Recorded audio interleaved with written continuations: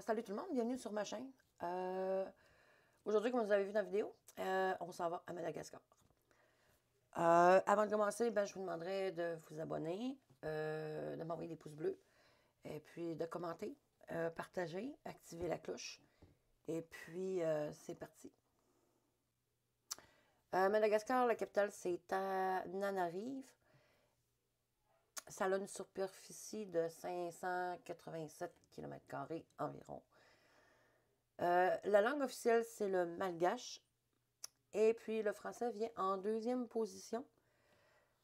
Et c'est une langue officielle aussi. Il y a environ entre 26 et 27% de la population malgache qui la parle. Ça fait environ pas loin de 8 millions de personnes qui parlent le français. Et puis, en 2022, Madagascar avait une population de 29 millions de personnes. Le gouvernement, c'est une république. C'est un État insulaire dans l'océan Indien. Il est séparé par le continent africain par le canal du Mozambique. En religion, c'est environ la majorité, soit 85% qui sont chrétiens. On a une partie de 3% qui est musulman. Et puis, on a environ 5% qui adhèrent à des croyances religieuses traditionnelles. Et puis, il y a environ 7% qui n'ont aucune affiliation. Le climat de Madagascar, c'est caractérisé par la saison sèche, qu'on appelle l'hiver austral, d'avril à octobre. Puis, il y a une saison des pluies de novembre à mars. Et puis, en saison sèche, les températures vont jusqu'à 30 degrés. Et sur les sommets, c'est à noter que ça peut descendre jusqu'à moins 15. Les traditions, habitudes et coutumes. Durant 20 siècles, l'île y a accueilli des peuples de tous les horizons. Afrique, Sud-Est de l'Asie, le Moyen-Orient, l'Europe. Et puis, ça a créé une société multiculturelle malgache d'aujourd'hui. Et comme je le disais tantôt, ça fait des traditions multiples et variées. Le 8e continent, Madagascar, c'est la croisée entre l'Asie et l'Afrique. Les premiers habitants sont arrivés 500 ans avant Jésus-Christ. Puis ils ne sont pas arrivés d'Afrique, ils sont arrivés par l'océan Indien de Bornéo, l'actuelle Indonésie. C'est un pays de 25 millions de personnes environ, 25 millions à 30. Puis il compte environ 18 ethnies distinctes. Puis évidemment, avec toutes ces ethnies-là, chaque ethnie a ses tabous, puis ses interdits. Il y en a qui ne portent pas la couleur rouge, il y en a qui ne mangent pas d'oignons, il y en a qui ne travaillent pas le lundi. Puis malgré le fait qu'il y a c'est multi-ethnique, il y a beaucoup de tabous et d'interdits, comme je disais. Les Malgaches, quand ils se rencontrent, tout le monde, pour se dire bonjour, ils s'inclinent. Selon les régions de Madagascar, parce qu'il y a plusieurs méthodes qui existent, je parle de la circoncision. La quasi-totalité des garçons sont circoncis à Madagascar. Si vous entendez Mora Mora à Madagascar, ça veut dire doucement, doucement. C'est une façon d'appréhender la vie à Madagascar. Autrement dit, laissez le stress urbain très loin derrière vous. Et si on s'en va en cuisine, il y a le lazopi. Je vous l'écrirai en bas. Je ne sais pas si c'est comme ça que ça se prononce. C'est un plat que vous allez voir souvent à Madagascar. C'est une soupe de légumes. C'est surtout servi en entrée. Le ravitoto. C'est un plat à base de manioc. Je ne sais pas si ceux qui ont regardé mes autres vidéos, c'était en Congo, mais je sais qu'il y a plusieurs places, il y a plusieurs pays en Afrique où est-ce que le manioc, c'est beaucoup, on le voit un peu partout en Afrique, le manioc. Puis je pense qu'on le voit dans certains plats aussi, il me semble qu'en Bolivie, il y en a aussi, il me semble dans une certaine vidéo que j'avais faite en Bolivie, il me semble que j'en avais J'en avais parlé. Bon, peu importe. Je vous mets la vidéo du Congo ici. Et puis, vous irez voir. Très bonne vidéo aussi. Et puis, c'est ça, c'est servi avec du zébu haché. Puis, c'est un ragoût. Puis, c'est cuit avec des tomates et des oignons, du gingembre et du braise. C'est une sorte de cresson épicé. Et puis, évidemment, c'est servi avec du riz blanc. On a le massika qui est de la viande de zébu, encore avec du riz. Et puis, c'est une viande qui est grillée et puis qui est assaisonnée avec une sauce piquante traditionnelle. Et puis, c'est comme. C'est présenté sous forme de brochette, en théorie. Les anecdotes. Madagascar, c'est une île, évidemment, et c'est la 4e plus grande île au monde.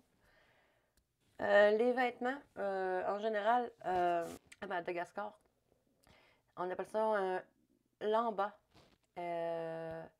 L-A-M-B-A. C'est un vêtement traditionnel que portent les hommes et les femmes. C'est un tissu rectangulaire qui est porté autour du corps.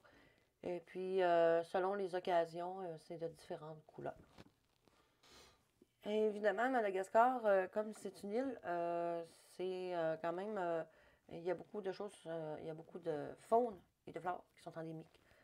C'est une faune exclusive. Il y a des animaux et des plantes qui ne poussent que là. Et qui ne naissent que là aussi. Si je peux vous en nommer quelques-uns, on a évidemment les fameux lémuriens. On recense environ, de nos jours, une centaine d'espèces de lémuriens. Ceux qu'on voit le plus souvent, il y a le sifaka. C'est une des espèces la plus à l'aise avec les humains. C'est lui, vous allez le voir le plus souvent. On dit que c'est le lémurien danseur parce qu'il se promène de façon un peu particulière. Il se promène comme un peu de côté. Il y a le Makikata. Il y a une longue queue avec des anneaux noirs et blancs. Ça, c'est un lémurien que vous devez connaître aussi. Vous devez voir souvent. C'est très connu. Son nom, il vient du miaulement qu'il fait et puis des ronronnements qui se ressemblent un peu à un chat. Ceux-là, on les voit un petit peu plus dans le sud de l'île. Puis ils sont présents dans tous les parcs nationaux de l'île.